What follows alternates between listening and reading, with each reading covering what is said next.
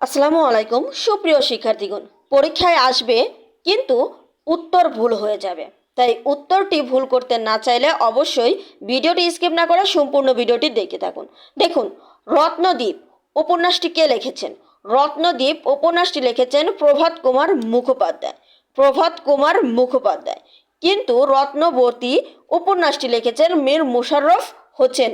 তাহলে রত্নদ্বীপ এবং রত্নবতী এর মধ্যে পার্থক্যই হচ্ছে রত্নদ্বীপ প্রভাত কুমার মুখোপাধ্যায় লিখেছেন আর রত্নবতী লিখেছেন মীর মুশাররফ হোসেন।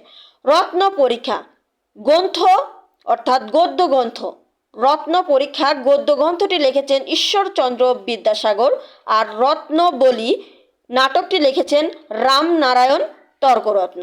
তাহলে রত্নবলীর নাটক লিখেছেন রামনারায়ণ তর্করত্ন আর রত্ন পরীক্ষা গদ্য গ্রন্থ লিখেছেন ঈশ্বরচন্দ্র বিদ্যাসাগর। ভিডিওটি শেয়ার করে রাখুন।